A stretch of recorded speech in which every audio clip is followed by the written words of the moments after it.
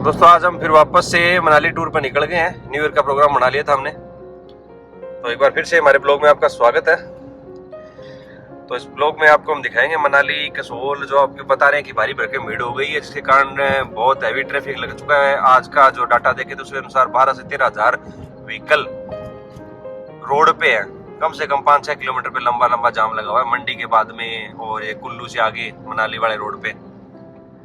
तो अभी हम जयपुर से निकले थे, जयपुर से निकल के हम कोटपुतली से होते हुए अभी हम चंडीगढ़ की साइड जाएंगे। चंडीगढ़ से पहले अम्बाड़ा से रोड निकलेगा, उस साइड से हम निकलते हुए हम वापस मनाली की तरफ पहुंचे। और हमारे साथ टूर पे हैं मिस्टर रोहतास कुमार जी और आपका दोस्त एंड होस्ट संदीप कुमार। तो बने रहिए हमारे साथ और दिखाते हैं आपको हम लेटेस्ट नज़ारा जयपुर टू मनाली एंड कसोल।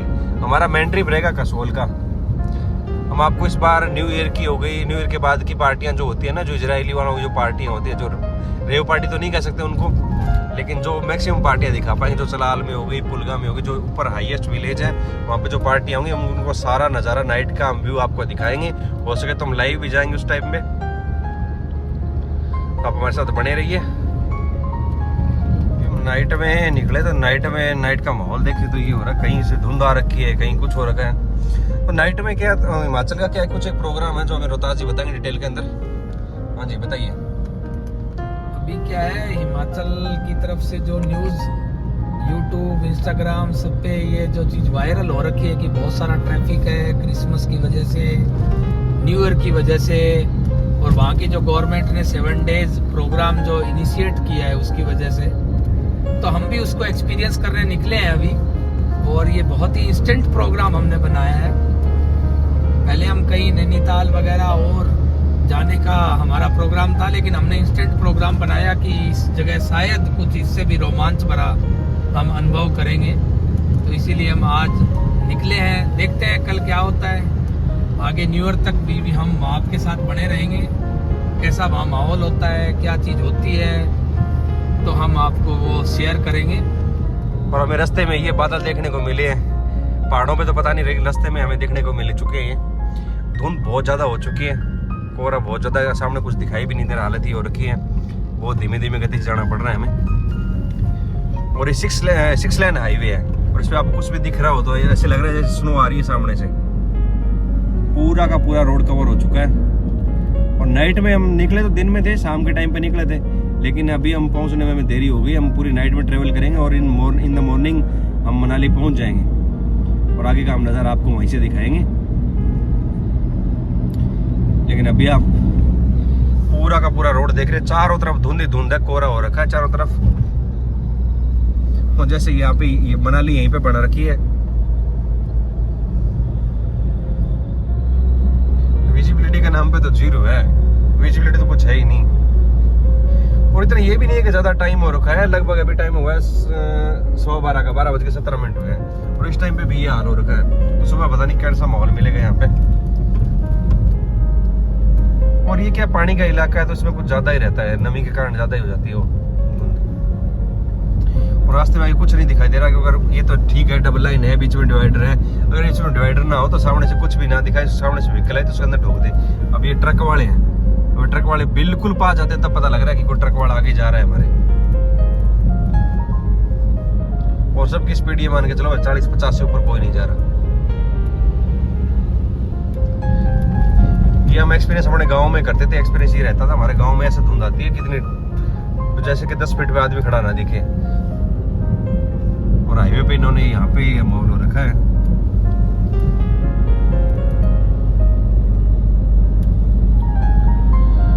और साथ हमारे साथ एक ट्रेजेडी हो गई थी रास्ते के अंदर। रास्ते में हमारी गाड़ी खराब हो गई थी, गाड़ी का कुछ नट बोल्ट टूट गया था, उस चक्कर के अंदर हमें 2-3 घंटे रास्ते में टाइम लग गया।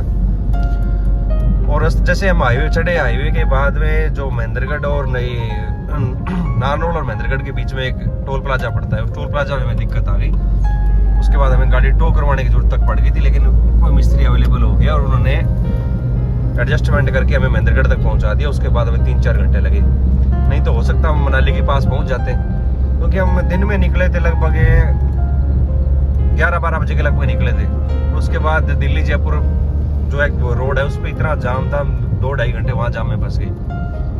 और हमें 5 से 6 घंटे लग चुके इसके अंदर कि अपन इस रोड पे पहुंचे। 100-125 किलोमीटर चलने में हमें 5 से 6 घंटे, बहुत हैवी ट्रैफिक हो गया। तो अभी हमें कुछ भी दिखाई नहीं दे रहा है आगे, विजिबिलिटी अप्रोक्स 2 से 3 मीटर। और हमारी स्पीड 30 पे आ चुकी है, 30 से 40 पे आ चुकी है। और हम जो ये और मिरर पे भी, और ये सबसे बड़ी ये भी है ना इस हाईवे के अंदर, देखो ऊपर ये लगा हुआ है, स्पीडोमीटर वगैरह सब लगे हुए हैं, लेकिन इनको ये नहीं है कि इनके साइड वाली लाइटें वो हो इस हाईवे पे, कम से कम हो तो इसे आइडिया तो रहे ना कि हाँ रोड यहाँ तक है।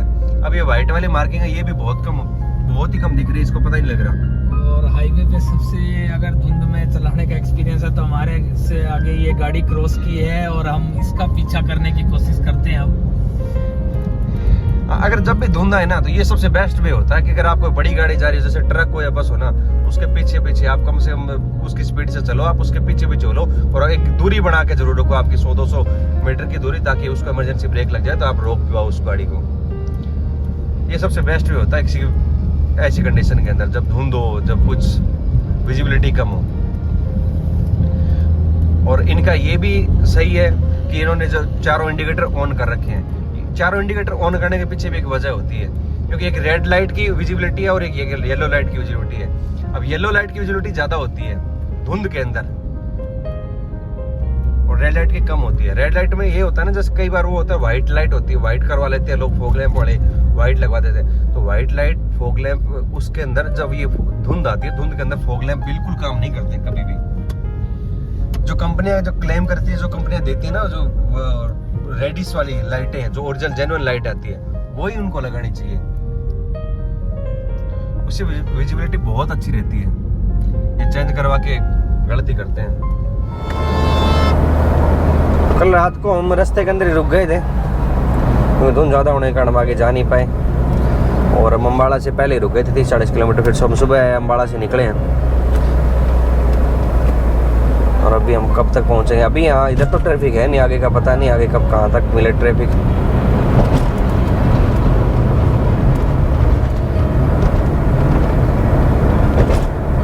लेकिन मौसम अच्छा हो रहा है घूमने वालों के लिए, जरूर आओ घूमने। साल का लास्ट वीकेंड है तो हिमाचल से अच्छी जगह नहीं हो सकती पूरा वीकेंड स्पेंड करने के लिए। और स्नोफॉल भी स्टार्ट हो चुकी है। हाँ रियली। तो अभी वैसे भी ठंड है, हर जगह का मौसम भी काफ़ी अच्छा है ट्रैवल के टाइम। बस एक ही समस्या है, रात को थोड़ी धुंध आ जाती है, तो उस टाइम थोड़ा आप स्टे का ऑप्शन ढूंढ लीजिए, और जब मौसम क्लियर हो, विजिबिलिटी अच्छी हो, उस टाइम ड्राइव कीजिए। और बीच बीच में जो पंजाब की भी जगह आती हैं, नदी नाले जो भी चीज़ें आती हैं, उनको भी एक्सप्लोर करते रहिए, तो अच्छा टाइम पास होगा। और 3 से 4 दिन का प्लान कीजिए, क्योंकि आपको एक दिन कम से कम इसके अंदर रास्ते में लग जाएगा, एक दिन पहुंचने में आपको लगेगा ही लगेगा, क्योंकि बीच में ट्रैफिक आ जाएगी, धुंध आ जाएगी, और लास्ट में हिमाचल में घुसते ही वही हालत हो जाएगी, वापस ट्रैफिक लगना। ये मंडी सुंदरनगर के आसपास वहाँ बहुत हैवी ट्रैफिक बता रहे हैं, और आगे कुल्लू मनाली वाले रोड पे तो है ही है। बेटर यही है ना कि इसमें अगर बीच बीच में कोई और जगह जहाँ पे धुंध है और अगर अपन स्टे का ऑप्शन ढूंढ रहे हैं, तो वहाँ के आसपास की जगह भी एक्सप्लोर की जा सकती है। भी बहुत आगे अपन नहीं जा सकते, लॉन्ग ड्राइव नहीं कर सकते, तो अच्छी जगह है कि अपन बीच की चीज़ों भी एक्सप्लोर कर दें। हमने भी बीच में एक गुरुद्वारे पे दर्शन किए, बहुत अच्छा बड़ा गुरुद्वारा हमने देखा था, तो वो चीज़ें आप कर सकते हैं बीच बीच में। यहाँ भी वैली है सतलुज रिवर की। नहीं, हमने पहले ये प्लान किया था कि हम नाइट के अंदर या हिमाचल में घुसेंगे और नाइट के अंदर या मनाली में पहुंच जाएंगे, लेकिन फिर ये है ना कि जो नज़ारे कई बार क्या मंजिल इतनी खूबसूरत नहीं होती जितने रास्ते खूबसूरत होते हैं। तो ये सोच के हम ये वहाँ रुक गए थे कि हम सुबह होके अर्ली इन द मॉर्निंग निकलेंगे, ताकि हम रास्ते में जो व्यू आते हैं वो भी हम आपको दिखा पाएँ और हम भी इसका एंजॉय कर पाएँ। तो इस चक्कर में हम रात को वहीं रुक गए थे, और अभी हम निकले। अभी मनाली कम से कम 200 किलोमीटर और बाकी है अभी भी, और अभी लगभग 12 बजने को आ रखे हैं। ना धूप है और धुंध भी अब तक पूरी तरह नहीं है, अभी भी धुंध है, बिल्कुल चिल आउट मौसम है, और इस मौसम में ड्राइव करने के लिए बहुत अच्छा है।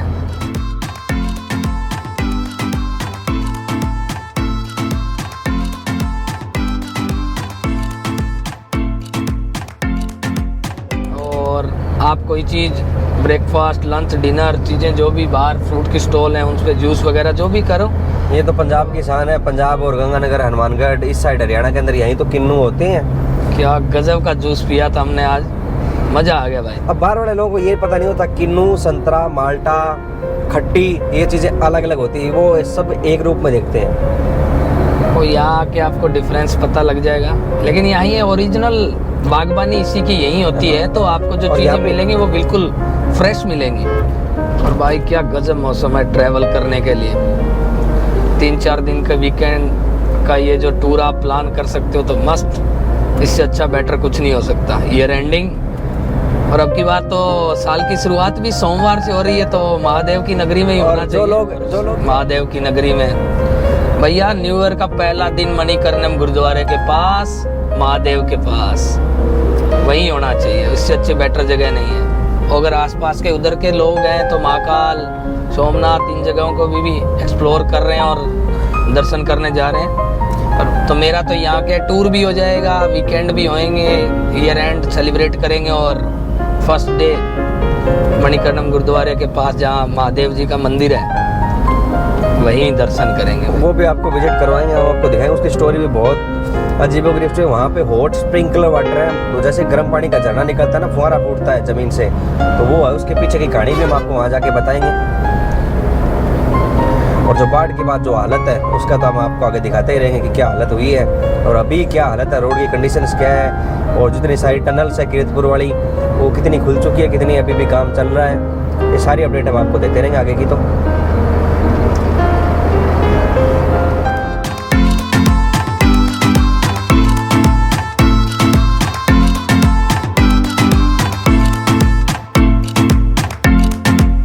यहाँ से रास्ता ऊपर को जाना पड़ेगा, बीच वाला रास्ता लेना पड़ेगा ना। NH 205 वो साइड वाला रह गया। अभी हम हिमाचल की तरफ निकल लिए, मेरे हिसाब से अपन हिमाचल में घुस चुके हैं अभी। ये ओवर ब्रिज आता सबसे पहले।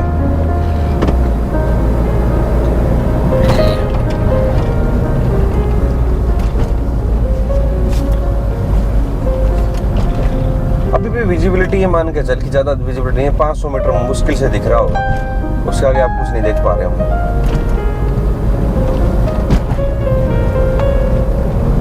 बहुत बड़ी नहर है इसमें।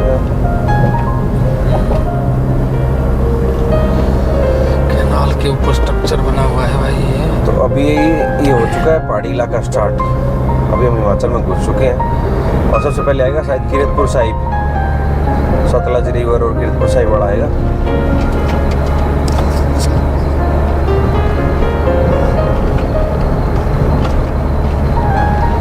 यहाँ की स्ट्रक्चर है ना, ये ऊपर वाली ब्रिज वाली, अपने ओवर ब्रिज पे ये नहीं लगता। ये क्यों लगा रखा है? आप सिविल इंजीनियर, उसके बारे में बताइए। ये ट्रस स्ट्रक्चर होते हैं, हाँ, इनमें नीचे पिलर की बजाय ये जो ऊपर जो ट्रस दिए हैं ये लोड बियरिंग करते हैं, इस वजह से ये ज़्यादातर दिए थे। पहले ट्रस ब्रिज बनाए जाते थे, आजकल इनका प्रचलन कम है, क्योंकि इनका जो सबसे बड़ा ड्रॉबैक ये है कि इसके ऊपर जो क्लिप लगी होती है कि एक पर्टिकुलर हाइट का ही व्हीकल निकल पाता है। हाँ, आजकल नीचे पिलरिंग करने लग गए और आजकल बहुत टेक्नोलॉजी आ गई, इस वजह से भी क्या है नीचे अपन ग्राउटिंग वगैरह खूब कर सकते हैं। वो एक तुम्हारा वो किस्सा भी था ना, वो कौन सी वो नहर तोड़ दी थी वो वाला।